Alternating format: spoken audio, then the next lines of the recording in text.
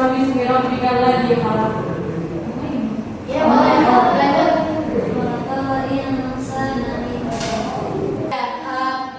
Dalam surat Al-Alaq ayat 1 sampai 5 di situ Nabi Muhammad mendapatkan perintah untuk membaca sampai berulang-ulang sama malaikat Jibril diulang untuk membaca Iqra.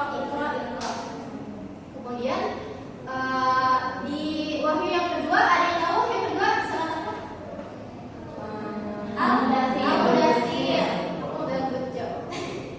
Ya betul, Nazma, Al-Mudaththir ayat 1 sampai 2 ya kalau nggak salah. Itu menjelaskan kalau Nabi Muhammad itu disuruh semua untuk bangun dari selimut tadi.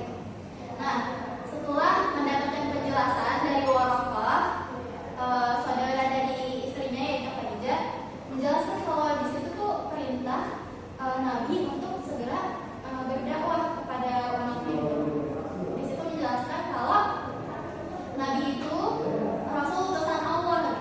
Nah, kemudian akhirnya Nabi berdakwah yang pertama itu secara sembunyi-sembunyi atau sirriyah.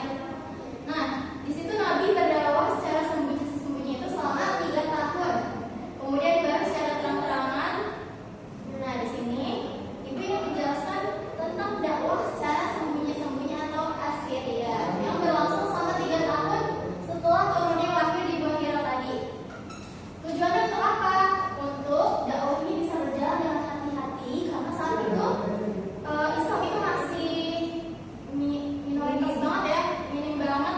Yang baru masuk Islam itu yang keluarga-keluarga terdekat aja, seperti Khadijah binti Khuwailid istri Nabi, kemudian Ali bin Abi Thalib sepupu Nabi, Abu Bakar As-Siddiq sahabat Nabi, kemudian Zaid bin Harisah budak Nabi atau yang diangkat sebagai anaknya. Nah, kemudian disusul baru sahabat-sahabatnya yang kita sebut as-sabiqun al-awwalun. Nah, tempat berkumpulnya ini mereka biasanya seringnya tuh mengadakan di rumah Al-Arqam bin Abi Al-Arqam yang disebut juga sebagai tempat lembaga pendidikan Islam pertama ya. Nah, di dakwah secara sembunyi-sembunyi ini Rasulullah itu melakukan secara ini ya bertahap gitu dari rumah ke rumah karena dia nggak ketahuan sama orang Quraisy. Tapi kalau dia ketahuan itu bisa langsung disiksa. Seperti contohnya Bilal bin Rabah atau ada yang tahu lagi sahabat-sahabat Nabi yang sempat disiksa karena ketahuan. Ya, Zaid bin Harisah juga. Ya, kemudian selanjutnya yaitu dakwah secara terang-terangan. Kemudian dakwah secara terang-terangan atau al-jahriyah.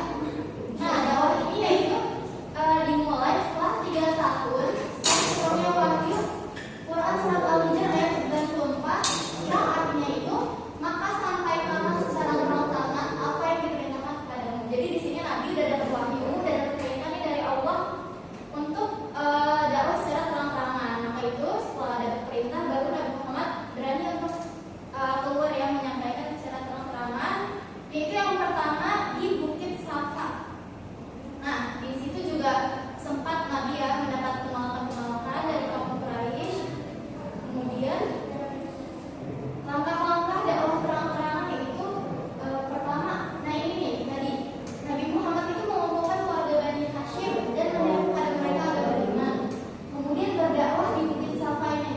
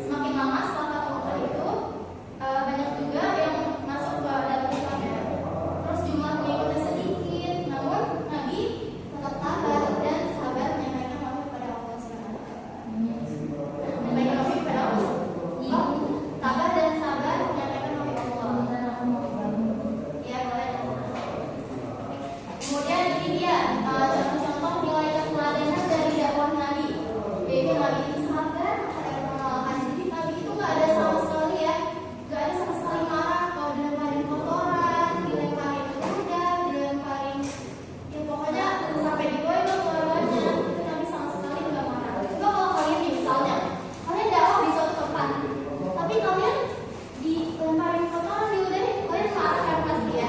Untuk seorang kita yang biasa pasti kita marah banget kayak enak aja udah dikasih tahu kebaikan tapi malah marah, kan kita otomatis kesel ya.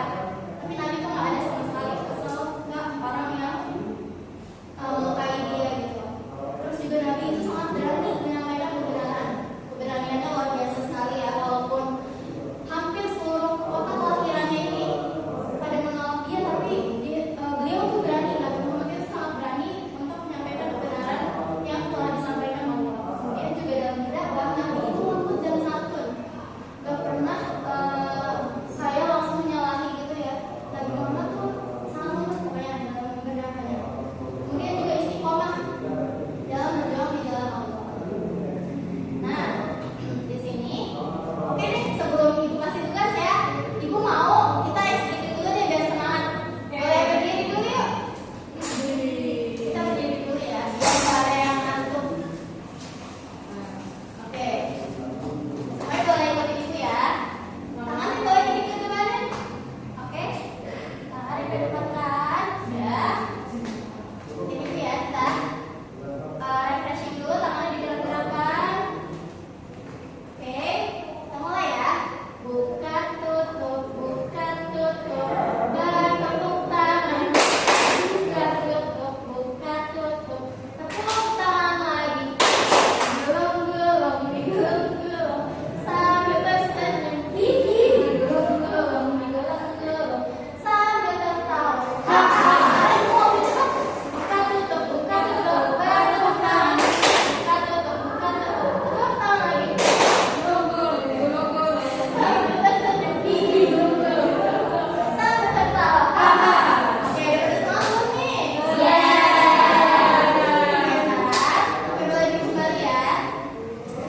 Sekarang kita akan memberikan tugas, yaitu membuat ringkasan dari materi yang sudah dijelaskan tadi.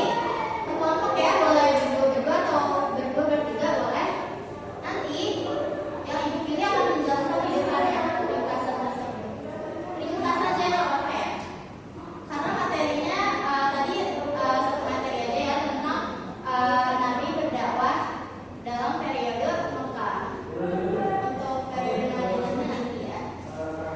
Ya silakan boleh buat ringkasan dulu, ibu kasih waktu 5 menit ya.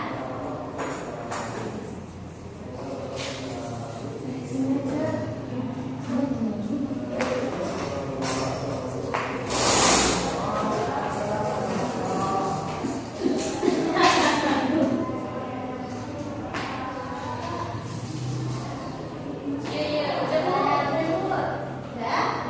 Oke baik, ibu akan panggil kelompok Nazmah dan Sani boleh maju ke depan untuk memberikan ringkasan ya dari materi yang telah dijelaskan tadi tentang Nabi dakwah Nabi Muhammad dalam periode Mekah. Silakan.